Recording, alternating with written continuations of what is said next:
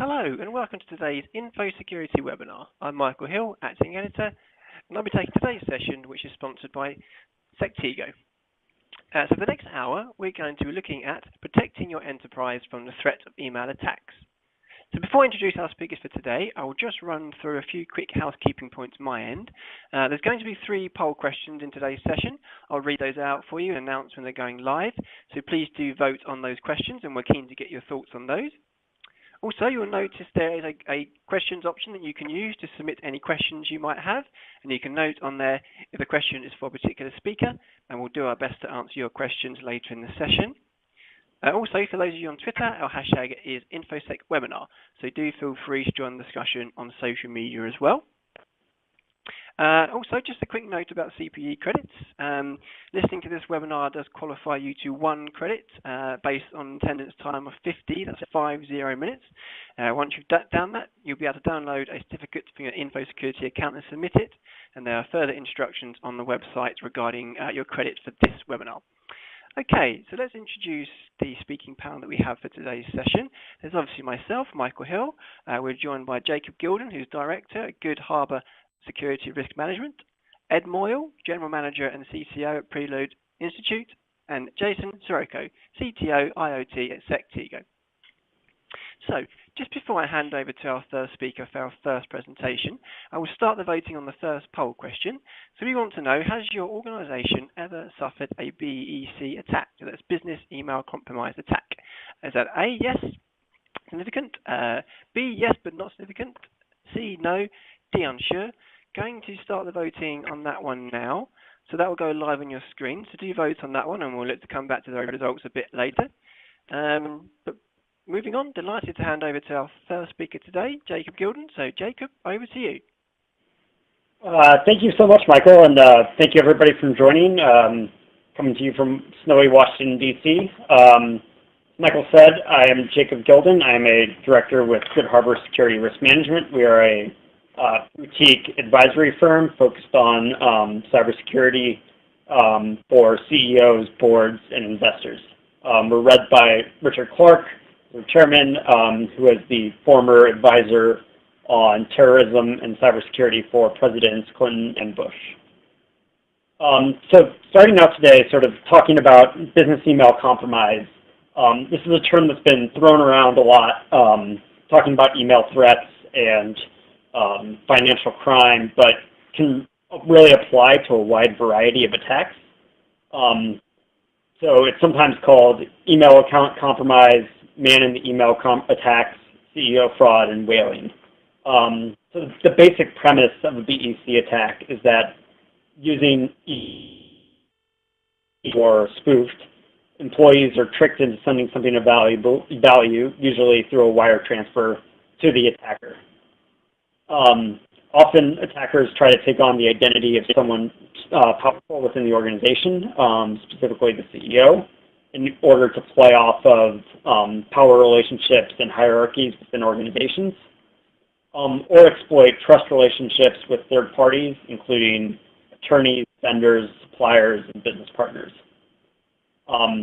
These fraud schemes range from unsophisticated phishing attempts where mass emails are spread to a large number of people, to highly targeted advanced criminal campaigns that can spread over the period of months and include compromised credentials, network breach, and lateral movement within a network. So there's a wide variety of styles of attack and what they constitute. Coming forward to sort of what BEC is in terms of the flavors and the different types. The FBI breaks these into 5 different types based on sort of scenario of the fraud. So the first one is a business with a foreign supplier. In this case, a business that does has a partner or a vendor overseas is tricked into thinking they're sending money to that supplier when they're actually sending money to the criminal group. In the second case, this is sort of your classic CEO fraud or whaling, where a business executive is impersonated and in order to pressure a lower ranking member of the organization into sending money. third is a compromised email account. So these are sort of the first two cases usually fall into these, where in this case the actual account itself is compromised and used to impersonate that individual to send money to somebody else. Fourth is attorney impersonation, in which case attorneys for a specific company are impersonated to try to pressure people to send money or to either pay the attorney or to pay somebody else on behalf of that. And the fifth is data theft, which is a little bit of a weird one. The FBI sort of links this in here in terms of using breach and data compromise to discover more information about a company, their operations, and to use that information to then craft stronger social engineering attacks. I think Trend Micro breaks this down in a much simpler, easier way to think about, which is on the tactics used by the criminals. So the first is credential theft, in which case the criminal is actually compromising the account itself in order to spread social engineering within the organization and try to perpetrate fraud that way. In the second case, it's an email-only attack, in which case there's no network access, nothing within the organization is ever breached. They're only impersonating or spoofing email in order to socially engineer somebody within the organization. In terms of the numbers we're seeing from business email compromise, the FBI, while they took an expansive view of what constitutes business email compromise, including potentially like fraud through fax, the scale of what we're talking about is significant. In between 2013 and 2018, they estimate there's been $12 billion in fraud loss in over 78,000 incidents. And these are only the numbers that are reported to the FBI and international law enforcement partners. So you can guess that the actual numbers are significantly higher than that. They actually say that the losses from BEC are higher than any other form of cyber-enabled crime. So while they're taking a broad view of sort of any social engineering that uses email at all, which is pretty significant, targeting businesses, you can still see that the scale of what we're talking about is enormous. There's also been some interesting data from Barracuda networks about who within organizations are impersonated and who is then targeted for sending funds outside the enterprise. And as you would imagine, CEOs tend to be the ones that are impersonated, because when you are getting pressure from a CEO that they're saying, you know, we need to send out this information or this wire within 20 minutes and it's urgent and the business depends on this, lower level employees are much more likely to do that than if it's coming from somebody else within the organization. And as you would imagine, who then they try to target with these emails tends to be more operational employees in areas like finance, HR, that tend to have authority to sign off on wire transfers and tend to be more operational in what they're doing. So they're impersonating the higher up, but targeting lower employees who are likely to act and likely to have the authority to act. In terms of sectors that are targeted, BEC is a widespread problem that could target just about any sector you imagine, whether that's major enterprises down to small nonprofit organizations.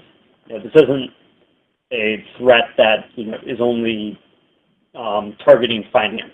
But we'll talk a little bit about sort of the sectors that tend to see this a lot. First is financial services. Financial services is an interesting target. While the banks have very strong controls and there's a lot of process around money management, other organizations in financial services might not have the same type of sophistication, specifically like money managers, insurance, financial planners, and these tend to be high-value targets because they're used to, one, sending money outside the organization, They work with a wide variety of vendors and third parties, and a couple $1 million wire transfer, if you're a financial institution, might not be out of the norm. Whereas if you're a some other type of enterprise, that might be strange and raise alarms. These also tend to be companies that are more security conscious and more security aware, so targeting them can be difficult. Real estate is an interesting one. The FBI has been talking recently about a big uptick in BEC attacks targeting real estate. In these cases, there's a large number of vendors and third parties, like a title company, working on a real estate deal that make these strong social engineering targets. And retail has actually seen a steep rise in CEO fraud, according to their ISAC, targeting gift cards. So instead of wire transfers in this case, attackers are trying to get individuals to send gift cards that can then be sold on the black market or cashed out. In terms of threat actors, there's been criminal groups really around the world that have been identified as perpetrating business email compromise, including in Israel, the United States, Europe, but Nigeria has sort of been the hotbed for these type of threats. There's been a number of groups within Nigeria identified that are profiting significantly off of BEC, especially because this is a relatively low-risk form of fraud. There's, a lot of times people aren't getting caught. It's highly profitable, and the level of sophistication isn't particularly high. In many cases, especially those that don't involve any breach of the network or breach of an email account. What is a little more complicated and advanced is how money laundering takes place. So we've seen that often the first jump when a wire transfer is sent out of an organization is to a bank in mainland China, Hong Kong, or another Southeast Asian country, in which case it is then laundered through money mules or hopped from bank to bank before ultimately being transferred to the final attacker. So they're keeping it a couple steps away from their actual criminal entity. And law enforcement has been active in tracking money mules who are receiving and transferring funds and taking a cut off of that. And they've been successful in arresting some of these groups. Recently there was over 70 individuals in Nigeria that FBI, working with Nigerian law enforcement, were able to arrest that were running a BEC scheme. So looking at a basic BEC attack, I think Ed's going to walk through some real-world examples of these. But in this case, where an actual account is compromised, one of the things I sort of want to point out is that a lot of times attackers are going to cover their tracks. So their goal is to maintain persistence within the email inbox for as long as possible to be able to perpetrate this fraud, maybe not just once, but multiple times. So that might include deleting sent emails. It might include setting up rules within the inbox to make sure that emails sent from who they're targeting don't end up back to the individual to sort of raise suspicion. Because how we've seen some of these attacks sort of figured out is that, somebody ends up walking down the hall and says, hey, you sent me a weird email. And they say, no, I didn't. And then when they open their email inbox, they see that, this has actually been taking place when, right in front of their face. And that, it can be problematic and traumatic for a lot of people. So just something to be aware about. And I think Ed will walk through a little more of those.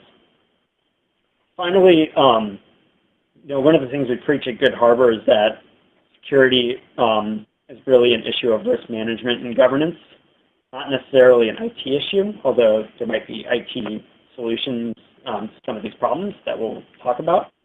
But organizations need to make decisions on what their level of risk for email fraud and email attacks they're willing to accept. We've seen some organizations that their risk tolerance is extremely low, and they're willing to have some operational slowdown in terms of, dual authentication and dual sign-off or outbound payments, where other organizations have said, we're only going to do a callback on payments over a certain amount, whether that's, 50,000 or whatever, because if we set it lower, the operational disruption from that sort of control would be too great. Incident response and compliance are two interesting ones that people don't really think about when they think about email threats. In this case, when you have email accounts that are actually breached and not just spoofed, people like to use their email as a file store in many cases, and sort of be amazed by how much ends up in people's email. And we've seen a lot of cases where you end up with PII or business secrets or other information in people's email inbox that then is reportable, or NDA information from business partners that you have to then report. So that sort of side of the incident response is people tend to think about incident response in terms of contacting the bank, contacting law enforcement, which is obviously extremely important. But there's these secondary sort of considerations when you're doing an incident response from one of these type of incidents that are sort of critically important that sometimes get overlooked. And then finally, this is really there was ever sort of a people, process, and technology, case. I think BEC is sort of it. We're talking about, training individuals, process in terms of controls around transfers and workflow, maybe making sure that workflow for payments is not in email. And then finally, technology, which I think Jason is going to walk through a little bit. So thank you. Michael, I'll hand that back over to you. Fantastic. Thanks so much, Jake. A really great introduction to the topic there. Again, if you've got any questions there, do submit those into the questions section, and we'll do our best to come to those a bit later. Just before I open the voting on that second poll question, I'm just going to bring up the results of the first for you. Sri asked, has your organisation ever suffered a BEC attack? Top answer was no, followed by, with 40%, 36% went for unsure. But interestingly, more of you said you suffered a significant attack at 13% than non-significant at 9%. So that's an interesting finding there. But with regards to the second poll question, now we want to know from you, how often do you run phishing tests on your staff? Is that A, more than 5 times a year, B, 3 to 5 times a year, C, 2 or 3 times a year, D, once a year, E, never? I'm going to open the voting on that one now, so please do vote on that one as well, and we'll come back to those findings a bit later. But delighted to hand over now to our second speaker today, Ed Moyle. So Ed, over to you. All right. Well, thank you very much. I'm grateful to have the opportunity to talk to folks about this, what I consider to be a very important topic, and thank you for spending part of the day, talking about it. So, just to kind of give you a little bit of a lay of the land, ultimately, what I'm going to try to do in this portion of the session is walk you through a little bit from an example standpoint, both why you should care about it, why it might be interesting to you, just things to be on the alert for. And so we're going to actually look at a couple of samples. There's a wide swath of sophistication, a broad spectrum there in terms of, you have anywhere from, the most unsophisticated type of attacks that might just be a, that might just be kind of a, somebody using an open relay, for example, or just a completely spurious mail, all the way up to very high levels of sophistication. So we're going to basically look at that. The one thing that I do think is helpful, though, just in terms of doing this, is to kind of tee up some variation that you might see in some of the terminology. So you'll sometimes see people talk about BEC or business email compromise. Generally speaking, when they talk about that, they're talking about scam and fraud attacks that are targeted towards a business. And there's a couple of different ways and a couple of different end states of that campaign that they might be trying to get to, and we're going to talk about some of them. You might sometimes see EAC, sometimes you'll see it used interchangeably. So this is email account compromise. More often than not, this is specifically targeted to an individual rather than to a business as a whole. Ultimately, what they're trying to do is to liberate money from you, although it can be sometimes a wire transfer, sometimes cryptocurrency, sometimes some other type of outcome that they might be targeting. For example, you know, an ACH transaction, for example, or you know, they might be targeting data that they can, you know, go and sell and use for some other nefarious purpose. So really, that's kind of the long and the short of it. In terms of impact, I won't spend a ton of time on this, just because I think you know, it was covered fairly well, just kind of in the lead in there. But you know, it is a huge problem. Seeing a tremendous growth rate for this. There has been a little bit of a fall off recently due to that law enforcement activity that had been teed up. If you actually want to read more about that, an interesting resource, if you just do a search for Operation Wire, and that's, you know, wire, 2 wires in a row, right? Kind of like mahi maybe, I guess, but it's wire, right? And take a look at the history of that. But that's basically that law enforcement activity that we were talking about, that you know, took down one of the larger perpetrators of this, and this actually makes for some interesting reading if you have time to do so. But the actual authoritative stats, you know, won't spend a lot of time on this, other than just to note the point that this is something that you know, is trillions of dollars in economic losses already, just in aggregate. You know, since they've been tracking it, the growth rate is ridiculous. The particular statistic that I happen to pull down, you know, just in doing some research to pull some numbers together, was a 2,000%, over 2,000% increase in year-over-year volume of this type of attack between the 2015 and 2016 time frame. And that is, all this information here is from the FBI. They do put out a public service announcement, you know, periodically, that kind of recaps the high-level activity. Okay, so that said, let's talk about some specific examples. So what I've tried to focus in on here is what they call whaling. You heard that term in the first segment. Why is it called whaling? Well, it's kind of a pun on fishing. A lot of times this will begin with a spear fishing type of activity, but really, in essence, what it is a fish, right? But when you kind of think of fishing, when you think of like what an extreme, huge example of fishing would be, you know, it would be whaling. So basically, what they're trying to do is they're trying to find the whale. This is the business that has both the susceptibility to large amounts of monetary resources being siphoned away through some type of attack scenario. And really, when you're thinking about this, what they're trying to do is rather than a phishing scheme that might target a lot of folks for a very small amount of money, what they're instead trying to do is they're trying to find that one whale, that one large organization that they can trick them into, you know, providing them money.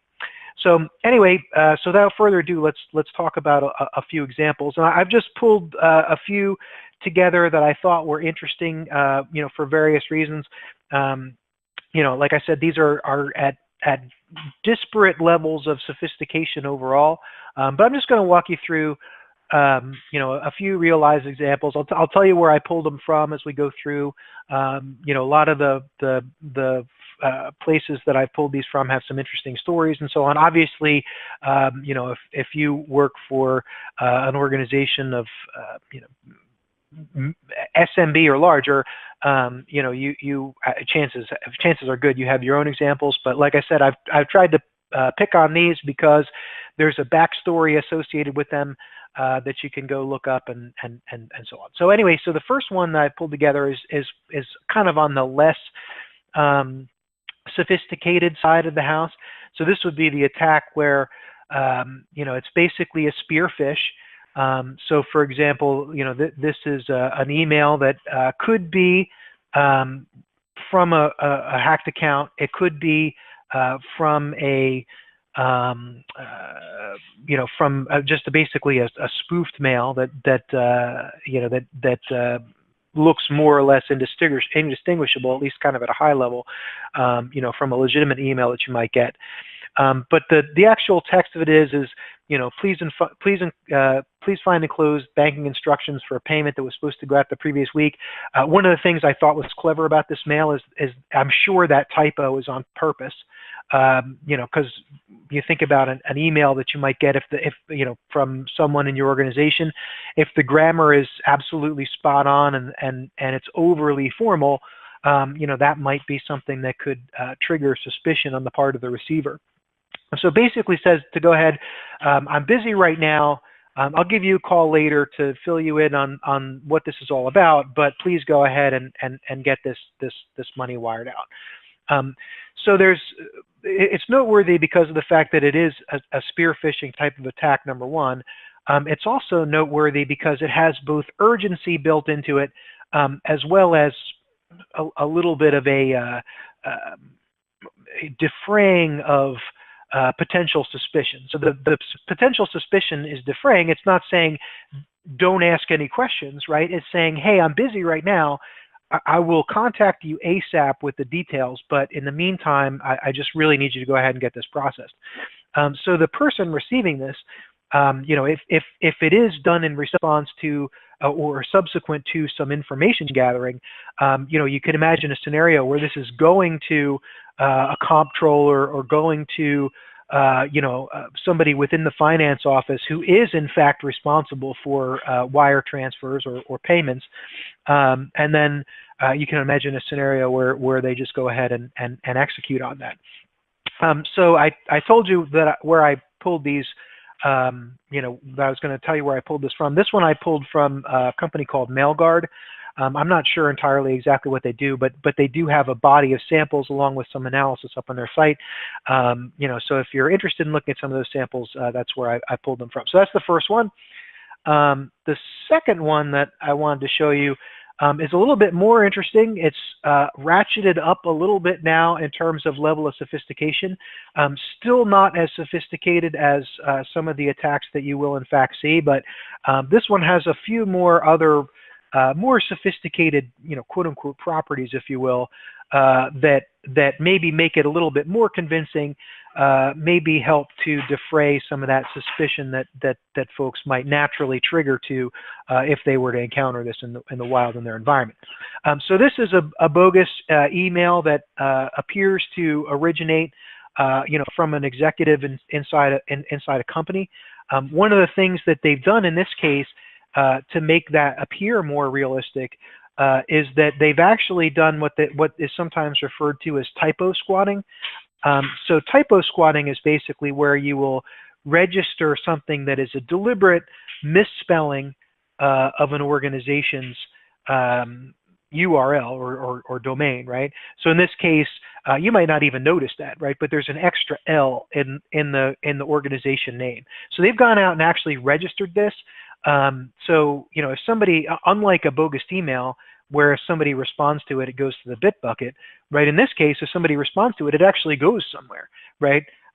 Not where you might expect just from looking at it casually, but, you know, but goes to, you know, potentially the attacker. So if somebody were to ask a follow-on question, well, hey, guess what? The attacker can actually carry on a conversation with them about it, and, you know, help to further allay their suspicion or potential suspicion. The second thing that I think is a little bit of an interesting feature to this is that it actually includes a bogus email chain.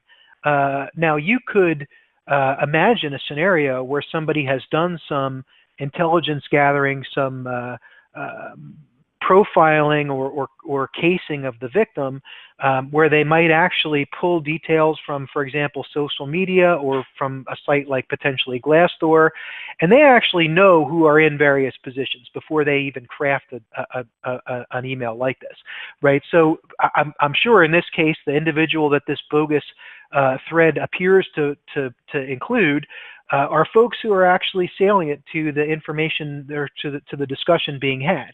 So basically, if this is forwarded now to somebody, they can see that there's a thread from people that they know and trust within their organization, or at least they think that's the case. They can see that it's actually originating. It includes wiring instructions. And again, in the case of this example, it is specifically about trying to initiate a wire transfer, but you could very well imagine a scenario where it's, you know, instructions from a vendor to update their ACH information within their vendor payment database, right? Or instructions to update an address, or hey, please can you send me you know, the financial details of XYZ customer so that I can process a request for them, or process a you know, a refund for them or something like that, right? So there's really any number of potential outcomes that they might use, you know, to be able to try to gather this financial information. So again, this is kind of in the intermediate level of sophistication. The last one that I'm going to talk about and walk you through a little bit is very much at the high level of sophistication. So this is probably one of the most sophisticated examples of this that you will encounter. It's actually it's so sophisticated it's actually debatable as to whether or not it still counts as business email compromise. I would tend to argue that it does, because of the fact that the outcome, the intended outcome, is the same, which is a wire transfer. It does operate on the back of phishing, which is how these attacks tend to usually propagate. But this has some other really more sophisticated elements as well. It includes a social engineering component. It includes a malware component. The actual write-up of this was done by IBM Trusteer. So if you take a look, they've called it Dire Wolf, but just a little play on words there, but because it leverages the Dire malware. But essentially what's happening is they are using spear phishing to send a malware executable to folks. That malware executable will actually snoop on what they do. If they go to the site of a bank that the malware is monitoring for, it will actually pop up a pop-up with a phone number where they will make a call to to that phone number. They say, hey, there's a problem with with the site, so why don't you just go ahead and we'll get you set up through a different channel, and then they use that to make a wire transfer request. Now, the thing that's interesting about this and the way that I wanted to cover it is that as an anti-BEC strategy, a lot of banks nowadays have implemented two-factor authentication to require that somebody submit, for example, a one-time password type of PIN or what have you, in order to actually go ahead and process a wire transfer. However, because of the fact that these folks have actually intervened as a man in the middle of the wire transfer processing flow, they can actually now sit as a man in the middle for that second factor of authentication, ask the user to supply that, enter it on the back end of that into the bank's site, and well, Bob's your uncle, and now they are able to go ahead and initiate the wire transfer as well. Just really very high level sophistication. If you want to go ahead and read about this, if you just plug Dire Wolf with a Y into Google, you'll pull up the paper on it. But it is interesting, I think, because of the fact, number one, it's multimodal. It uses a number of different combinations of communication channels in tandem, and also number two, it is designed specifically to defeat that second authentication factor that's been put in as a stopgap. So I'm noticing that I'm just drifting a little bit over time here, so I apologize for that, and I will turn it back over. Thank you, Ed. Really great presentation there. Again, any questions you might have relating to that, do feel free to pop those into the question section. Just going to get the results of the second poll question before I launch the third. So we asked, how often do you run phishing tests on your staff? Top answer, 45%, was once a year. 22% of you said never. 13% apiece. Both went for 2 or 3 times a year, and 3 to 5 times a year. Just 4% said more than 5 times a year. So just going to launch the voting as well on that question you see on your screen, which is the third poll question, which is how concerned are you about the threat of email attacks on your organization in 2019? A, very concerned. B, reasonably concerned. C, slightly concerned. D, not concerned at all.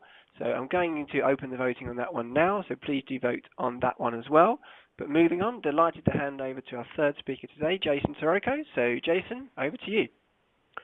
Great, thank you very much. Thank you, everyone. As the previous presenters have also thanked the audience, I also thank you very much for your time for attending.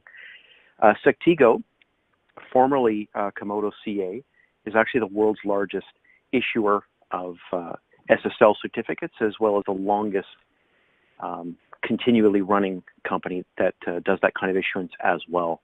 And today we're going to be talking about a potential solution for some of the really, really scary things that you've just heard about in the previous 2 presentations, especially that the business email compromise, BEC. So how do you protect not only the identity of your emails, the not getting phished, but also encrypting the valuables that are in your emails? Well, this is what we're going to be going through a little bit today. So there's a technology that has been around, I believe, since about 1995, SMIME, and basically this is a type of certificate that enables your email client to be able to digitally sign as well as to encrypt emails. The technology has been around, as they say, since 1995. It's been around a long time, and it's a really terrific way of being able to guarantee, in that sense, who the sender of an email is from. So if that type of attack that you've just been hearing about, that BEC type attack, for example, an SMIME signed email, you can be pretty much assured that it actually came from that particular sender. I know that if I were to receive an email right now from my controller, receive an email from my CEO, I will probably open that email. I mean, I've been in security for almost 2 decades now, and social engineering of me would still not be difficult if you were to try to impersonate the types of people that I will open emails from. The problem with SMIME, up until just recently, has been the fact that it has been somewhat difficult to implement, and it's been somewhat difficult to provision the users to all have their own certificates. If you think about the SSL world, it typically takes a Linux administrator to get an SSL certificate into a web server. Not a lot different from the case of an SMIME certificate, that the actual certificate itself needs to be protected, needs to be archived, and needs to ultimately be installed into either the operating system or the SMIME or the email client that you're using. For the average user, this is really an untenable administrative task. You need some special skills to do it, but that thankfully is changing. So therefore, the ideal technology to help to put to help to make the life of one of these BEC attackers a lot more difficult, thankfully that technology is becoming a lot easier to administrate and implement. So I don't have to go into BEC too much more in detail. This was covered perfectly by the previous presentations. But let's talk a little bit about the signing of SMIME certificates and what signing an email is about. So basically, SMIME, basically on the right-hand side, lower right, you'll actually see a screenshot of an email that has come to me from one of my colleagues. And it's very small, but you can see a little check mark within the user interface of my email client. This is an email that has been digitally signed via SMIME. The chance of that email having come from somebody other than Lindsay Kent, a colleague of mine, is pretty low. The only way that check mark would exist is if the Lindsay who actually is bearing that SMIME certificate has actually signed that email. In order to be able to know that this email has been signed by Lindsay, my own email client is actually picking up the public key and basically performing a cryptographic action, which then enables me to be able to see, yes, this does come from whoever the bearer of that Lindsay Kent SMIME certificate is. So therefore, if somebody who was claiming to be Lindsay Kent tried to do this, unless they were bearing that certificate, they would not be able to get the same level of that security check mark that you see on the bottom right. So the other thing that's really great about SMIME signing is also the fact that I now know that the contents of this email have not changed since it came from Lindsay. So you heard about man-in-the-middle attacks in previous presentations. This is also a very important concept of email data integrity. So in other words, if this were a deal from my business supplier, for example, if we had made an arrangement where a supplier was going to contractually pay me a certain amount of money for services, for products, and that amount was, pay me this amount was in the email, that amount couldn't be changed by somebody who had gotten hold of the clear text of the email ahead of time and then forwarded that email on to me as a man-in-the-middle attack. So email signing by SMIME, important in the fact that it really, really helps to reduce the chance of BEC type attacks as well as man-in-the-middle attacks. If I go forward, of course, we've all may have heard about the Sony attack where almost 200,000 emails were leaked to the public. All sorts of issues there in terms of the sheer amount of content, important intellectual property and secrets that Sony had within those 173,000 emails. If those emails would have been SMIME encrypted, whoever the attacker was who might have gotten a hold of the raw email content might not have been able to read those emails, and therefore the value, the intellectual property and other secrets that were contained within those emails could have been protected. So SMIME, when you are using it, enables you typically within an email client to choose whether or not you want to just sign an email or sign and encrypt an email. For any kind of email that has important intellectual property or things you just don't want to go public, things that you don't want to end up on things like WikiLeaks, it's a very, very powerful option to be able to encrypt your emails. So as your emails are sitting either at your client within your own email server, those emails are in fact in an encrypted state. And if they were to be able to get if they fell into the hands of somebody who wanted to read them, it would be very difficult for them to do so. So again, SMIME. SMIME management has not been easy. Okay, it is, for example, if you wanted to search those encrypted emails that we were just talking about, it might be difficult or impossible to do so. The private key storage, so in other words, when you provision yourself to get one of these terrific SMIME certs, the problem is the certificate itself, the private key material, you are now the bearer of something. You are the bearer of a secret that you don't want to allow to get into anybody else's hands, especially one of these BEC type attackers. Therefore, what is the best way to keep that private key a secret? What's the best way to store it? What's the best way to keep it out of bad people's hands? The problem is that the management of those private keys has been very poor in the past.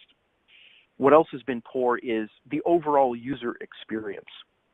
So in other words, there are some solutions that try to approach typical SMIME functionality who then ask you to do all kinds of crazy things, such as type spelling the word encrypt in the email in order for the email client to pick that up. It's just, there's been a lot of really bad implementations of SMIME in the past. So therefore, these have been the common barriers to this really terrific SMIME solution, which has been around since, like I say, about 1995. So at Sectigo, one of the differences with the SMIME offering is that because we are a public trust certificate authority, our SMIME certificates are publicly trusted, which is great. It's just like when you go to your favorite website. Maybe you're going off to PayPal this afternoon to make a payment.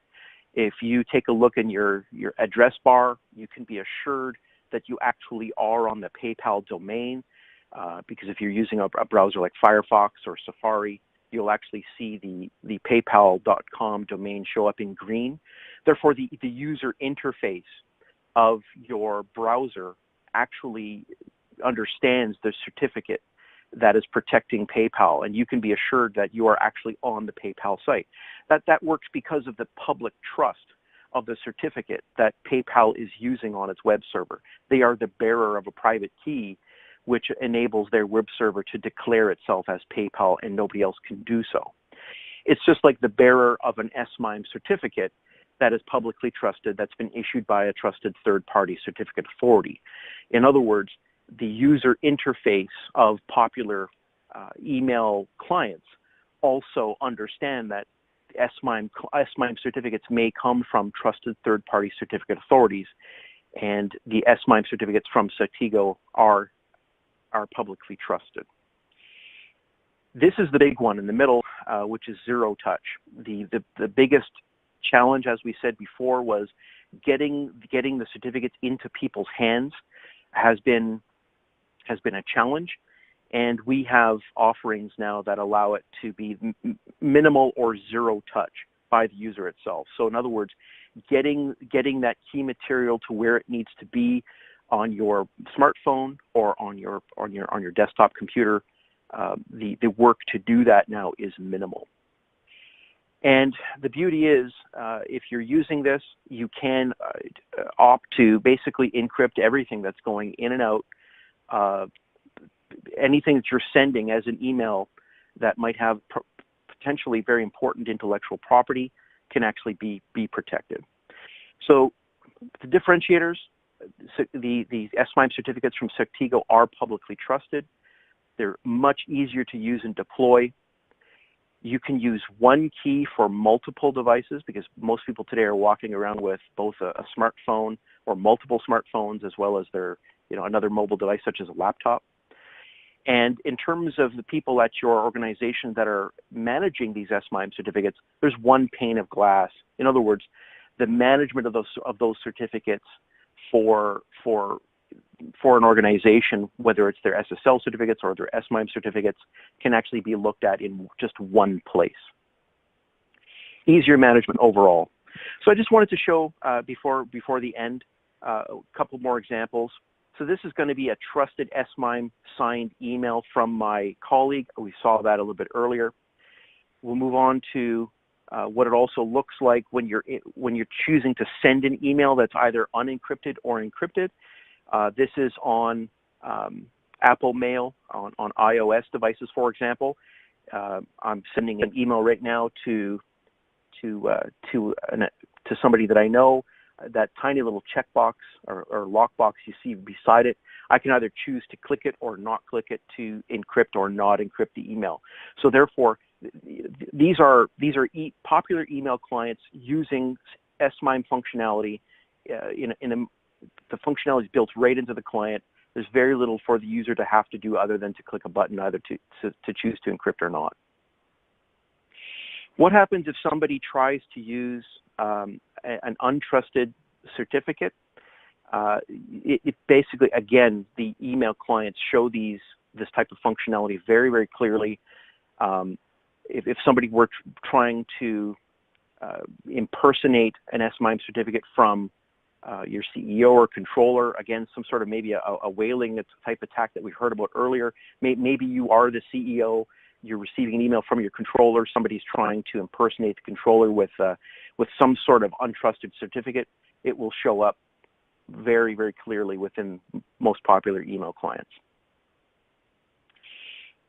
Final slide, talk to this very, very quickly. So the idea behind what we're trying to do, again, is just to make SMIME easier for everyone, and especially the end user. So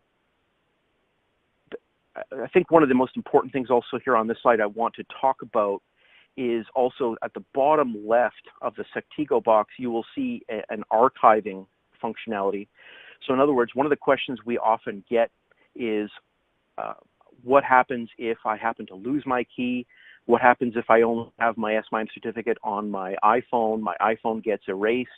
How do I then decrypt emails I had in the past, right? That's the common question, because if you're the bearer of that certificate, then it's important to be able to hold that certificate so that you can decrypt emails or be able to identify yourself again when you're signing. Well, we offer an archiving service that's highly protected, so that if you needed to retrieve that certificate to be able to decrypt emails in the past, or again, declare yourself in a signing mechanism, we have that functionality. So all of this functionality overall, which works hand in hand with MDM providers, or what we now call EMM providers, which is, I think we used to be called mobile device management, which is now another type of mobile management offering. Those acronyms now get blended together.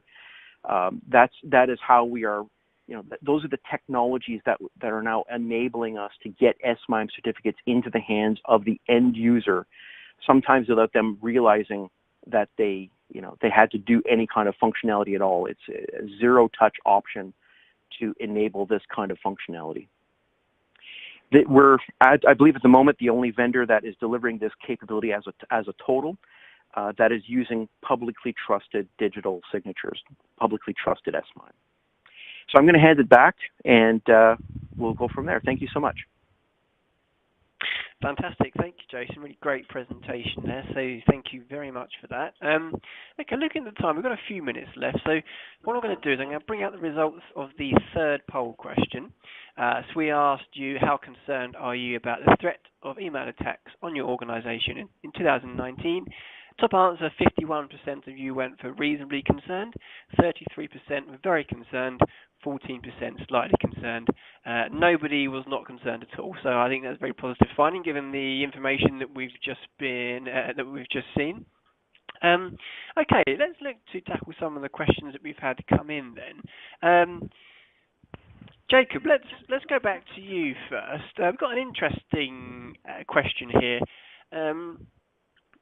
One of our listeners wants to know, how effective do you see phishing testing on staff with regards to raising awareness about the issue of email threats, particularly business email compromise?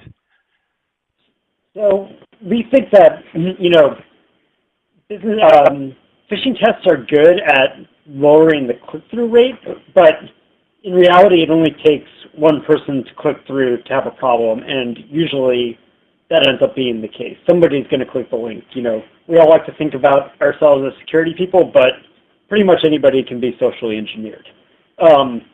What we try to preach is that phishing tests are good because they give people metrics, and they can create a culture of security where it makes it more likely that people are going to accept controls, whether that's process or technology, that they might not be willing to accept otherwise if they understand that this is a problem and they're seeing process over time. Fantastic, great. Thanks for that, Jacob. Ed, let's come to you for a question we've got here. One of our listeners wants to know, what's the best way to handle email relaying server side?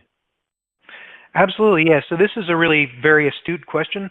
The reason why it's astute is that a lot of the challenges associated with, that enables this to happen, at least the less sophisticated stuff, is is open relays, right? So if you think about, SMTP relays is kind of filling sort of the role of a, like the way that postal mail works, right? The post office will go try to deliver mail. That's kind of how it works.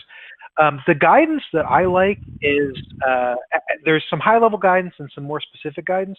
The high-level guidance I like is NIST 845. So this is a whole big, thick document about specifically how to do mail security. Now it is, hundreds of pages, so the actual area of that document is section 6. But I find that helpful. If you're looking for something a little bit more technical, there's two that I would refer you to. One is the STIG. There's NISA, which is government DoD associated entity, right? Maintains lists of how to do very technical configuration of stuff. So if you're using something like a Microsoft Exchange server, for example, they have a STIG configuration guide document that you can get. The other one is there's a CIS configuration benchmark for for those same tools. It varies by email server. If you're using SendMail specifically, I guess I would encourage you, hey, do you really need to use SendMail? But if you do, the configuration guide that I find to be most helpful is Red Hat has. Well, I guess it's IBM now, right? Well, anyway, Red Hat has a securing SendMail guide that is really very helpful. But of course, the relaying stuff, some of the concerns in and around SMTP, do of course get a little bit better well, significantly better, I guess I should say, under an SMIME scenario. But anyway, great question. Thank you for whoever answered it. Great. Okay. Thanks, Ed. And Jason, let's come to you with a question just to kind of round us off. I guess it's a two-part question, and it relates back to your presentation. One of our viewers wants to know, what do you mean by publicly trusted SMIME certs? But also, how would the offering that Sectigo have and put together, how would that work if an organization didn't have an MDM solution in place to begin with? Sure. Publicly trusted certificates, if in the SSL world, as I talked about a little earlier, has a lot to do with, there's really only, a certain number, a small number of publicly trusted certificate authorities that are out there. In order to be able to get that kind of trust and designation, typically you've had to be in the business for quite a long time. What that means is entities that are publicly trusted CAs have gone through rounds of auditing and all sorts of scrutiny, and are really experts in protecting a root of trust. So in other words, a company that is a publicly trusted certificate authority, when they say that an entity is a specific entity, all of the checks and balances and the root of trust that designation has basically chains up to has gone through an enormous amount of process. And in the SSL world, we're typically audited under something what's called web trust. The clients, the people who are vendors of the client, such as either the web browsers or the email client, specifically when we're talking about SMIME, are the ones who ultimately give the stamp of approval, the trust, to these certificate authorities by embedding an anchored trust or a root of trust within the clients, so that if a root of trust, a certificate, an SMIME certificate or an SSL certificate that has ultimately chains up to a Sectigo root or another vendor who is a publicly trusted CA's root, that root is then automatically trusted. So it basically has a lot to do with the sheer amount of verification that is required, as well as the auditing that goes around the processes of protecting ultimately the root of trust. For companies that do not have an MDM solution to have an absolute zero touch, I think what's important to note is, if you actually do have a signing certificate, an SMIME signing certificate that comes from a publicly trusted CA such as Sectigo, if you send out that email to a client, that recognizes the publicly trusted SMIME certificate, the recipient of that email will also be able to see that this did come from you. So it's just like when you browse with your browser to PayPal, you didn't do anything specifically on your side with your browser to trust that PayPal account, PayPal domain. It's all built into the client for you. In other words, the client was built in a certain way by the client software vendor to trust the SMIME certificate that basically chained all the way up to the certificate authority member. In other words, the same thing happens with the SMIME email client. The client itself sees the SMIME certificate on the recipient side and says, hey, I know that this is a publicly trusted certificate, a publicly trusted SMIME certificate, therefore I will put a check mark saying this comes from you. So therefore, even if you're sending out emails that do not come from an MDM, that will be seen. For you yourself, if your company does not have an MDM solution to be able to push that solution over to you, there are other ways to actually push certificates to devices. For example, in the Apple world, Apple now actually has built into iOS a form of mobile device management.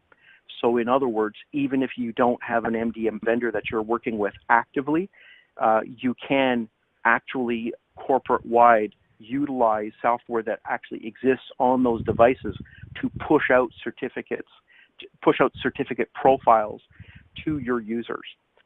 So to try and shorten the answer a little bit, basically we are utilizing new technologies being used by basically the vendors of these mobile devices, as well as even on the PC side, there are also other technologies that enable that kind of functionality, so that you don't have to formally be using a mobile device management software. I think that's the shorter answer. Okay, fantastic. Thanks, Jason, for that answer. Okay, well, we're out of time, I'm afraid. So we have to look to wrap things up. So a big thank you to Sectigo for the sponsorship of today's session. And, of course, a huge thank you as well to Jacob, Ed, and Jason for joining us and for their presentations. For details on upcoming webinars, you can have a look on our website. Our next session is actually on the 29th of November, where we're going to be looking at cyber defense, prevent the threat, and reduce the spend. So we look forward to you joining us for that if you can. Don't forget there will be a recording of this webinar available online shortly if you want to listen back to it. You can also rate the session, tell us what you liked, and let us know of anything you'd like to hear from us in the future. But without further ado, I'll thank you all for joining us today, and we will end the session there.